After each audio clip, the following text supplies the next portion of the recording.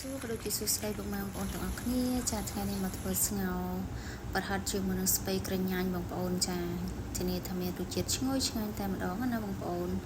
ជាដំបូងយើងចាប់ផ្ដើមលាយជាមួយនឹងគ្រឿងក្រូវជាមួយនឹងប្រហិតរបស់យើងទៅបងប្អូនចាខ្ញុំប្រើម្រេចនិងប៊ីចេងស្ករសបន្តិចទៅចាអានឹងម្សៅស៊ុបចាតោះមិនខ្ញុំធ្វើការដាំខ្ទឹមដើម្បីដាក់លាយជាមួយគ្នាណាបងប្អូនហើយក៏ប្រើម្រេចបន្តិចដែរដើម្បីឲ្យវាមានរសជាតិរៀងហឹរតិចតិចណាបងប្អូនចាគឺយើងច្បល់វាបែបនេះរហូតដល់វាស្អិតល្មួតតែម្ដងណាបងប្អូន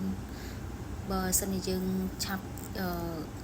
បង់វាក្នុងសម្លពេកវាធ្វើឲ្យសាច់ប្រហិតថៃរបស់យើងវាអត់ស្វិតទេបងប្អូនចាអញ្ចឹងហើយយើងត្រូវការច្បល់វារហូតដល់តែវាល្មួតតែម្ដងតោះមកនេះខ្ញុំមកធ្វើការហាន់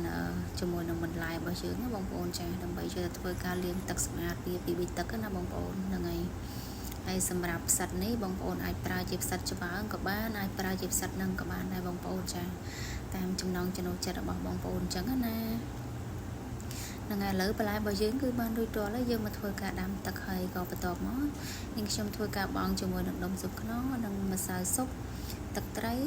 ប៊ីចេងស្ករសតាមហ្នឹងណាបងប្អូនចាឥឡូវយើងមកធ្វើការបង់ជាមួយនឹងប្រហិតរបស់យើងបងប្អូនអាចចាប់យកដៃចាប់មូដុំក៏បានដែរតែសម្រាប់នេះខ្ញុំអត់ចង់ប្រឡាក់ដៃនេះខ្ញុំបេះនឹងស្លាបព្រាបែបនេះគឺល្អជាងហ្នឹងហើយឥឡូវនេះខ្ញុំប្រើស្ករបន្តិចទេបងប្អូនចាធម្មតាឲ្យតែស្ងោរគឺនេះខ្ញុំចូលចិត្តប្រើស្ករតែមិនដាក់ច្រើនទេបងប្អូនចាតែបើសម្រាប់សម្លធម្មតាគឺនេះខ្ញុំអត់ដាក់ស្ករទេចាឥឡូវយើងធ្វើការបង់ស្ពៃចូលទៅមើលតំណងទេបងប្អូនចាឥឡូវនេះគឺស្ងោររបស់យើងគឺបានចាន់ហើយបងប្អូនចាខ្ញុំធ្វើការបង់ស្លឹកខ្ទឹមចូលទៅក៏ដាក់ចុះមករួចជាស្រេចបងប្អូនកុំឲ្យវារលួយខ្លាំងពេកណាបងប្អូនចាឥឡូវនេះសម្លរបស់យើងគឺបានចាន់រួចរាល់ហើយមកជួយឆ្ងាញ់ទាំងអស់គ្នាចា